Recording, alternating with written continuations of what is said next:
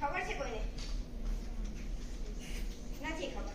તો 5000, 6000, 4000, 5000 સમથિંગ કેટલા વર્ષ જૂના છે. તો એ અવશેષ જોઈને ખબર પડે કે આટલા વર્ષ જૂના છે. આ એક ક્ષણ છે, જોઈને ખબર પડે કે આટલા વર્ષ જૂના છે. એમને જોવાથી ખબર પડે છે કે આ કેટલા વર્ષ જૂનું હશે? જોવાથી ખબર પડે છે? ના ખબર પડે. તો એને ડિટેક્ટ કરવા માટેનું આ એક મશીન છે. એનું નામ છે રેડિયો કાર્બન ડેટિંગ. શું નામ છે? Radio carbon dating. એનો ઉપયોગ શું કરવામાં આવે?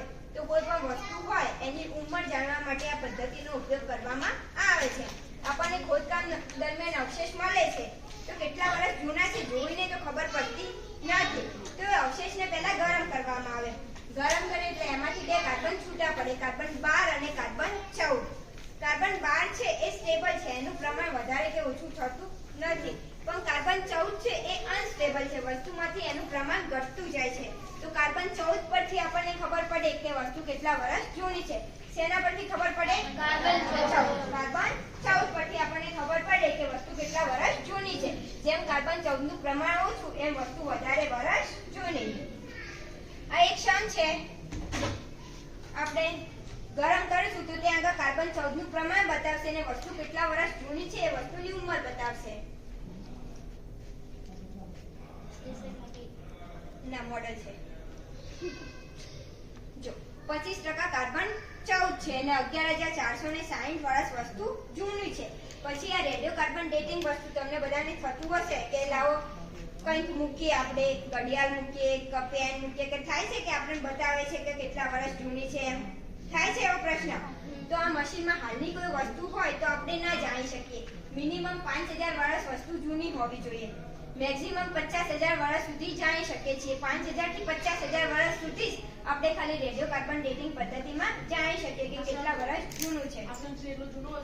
ના, એટલે આ ક્ષણ છે, આ તો ખાલી મોડેલ મૂકેલું છે કે બધાને ખબર પડે. આ રિયલ નથી, અહીંયા મોડેલ મૂકેલું છે.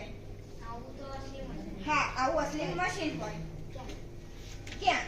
કે આ તો અલગ અલગ જગ્યાએ અલગ અલગ લેબોરેટરીમાં હોય. ચાલો, તમે એક મૂવી દેખ્યું હોય તો રામ સેતુ મૂવી દેખ્યું છે અક્ષય કુમારનું?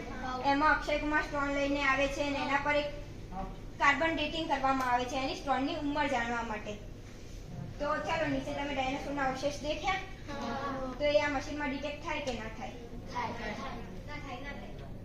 કેમ ના થાય? 25 વર્ષ લાખો કરોડો સાલ પહેલાનું છે. Very good. કારણ કે કરોડો વર્ષ જૂના છે. આ મશીનમાં તો ખાલી 5000 થી 50000 વર્ષ જૂનું હોય તો જ આપણે જાણી શકીએ છીએ. પણ ડાયનાસોરના અવશેષ દેખ્યા એ તો કરોડો વર્ષ જૂના છે, તો આ મશીનમાં જાણી શકીએ? ના જાણી શકીએ. કેમ? તો કાર્બન 14 છે, મેં શું કીધું? કાર્બન 14 પરથી જાણી શકીએ. તો 5000 વર્ષ કાર્બન 14 ની જે ઉંમર છે એ 5000 વર્ષ છે. એના પછી એની ઘટવાનું શરૂઆત થાય છે. તો કાર્બન 14 જેટલું ઓછું હોય એના પરથી આપણે જાણી શકીએ કે કેટલા વર્ષ જૂનું છે. પણ જે કાર્બન 14 નું આયુષ્ય છે એ 5000 વર્ષ છે. એટલે 5000 વર્ષ પહેલા તો એ ઘટે જ ના, વસ્તુમાંથી ઓછો ના થાય ને, તો આપણે ના જાણી શકીએ કે કેટલા વર્ષ જૂનું છે. તો તેના માટે કોઈ બીજી મશીન છે? હા, એના માટે બીજું મશીનનો ઉપયોગ કરવામાં આવે છે. હા, આવે છે. હા, એમાં કાર્બન 14 જ જોવાતું હશે? ના, કાર્બન 14 ના હોય, એમાં બીજા રેડિકલ્સ હોય. કોઈ બી રેડિકલ ના મળે? ના.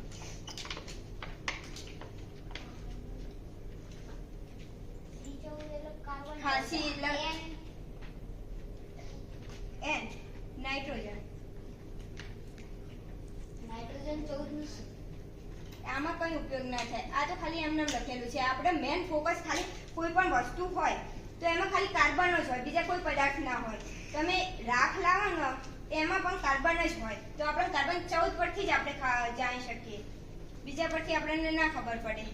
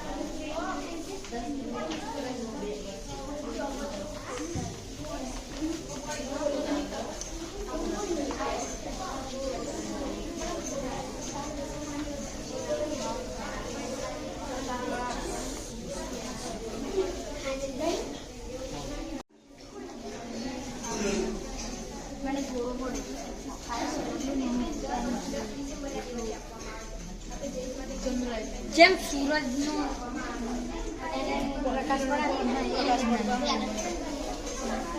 આપણા એલું છઠ્ઠા બેન પેલા ને એવું જ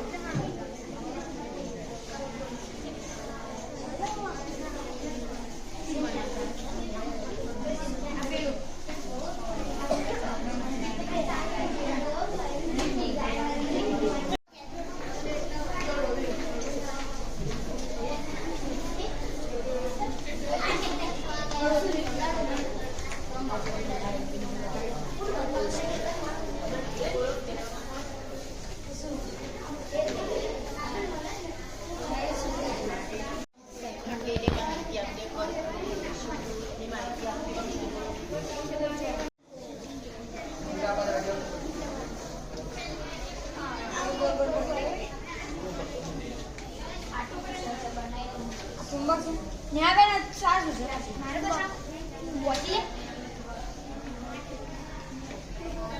ડાયાબિટીસ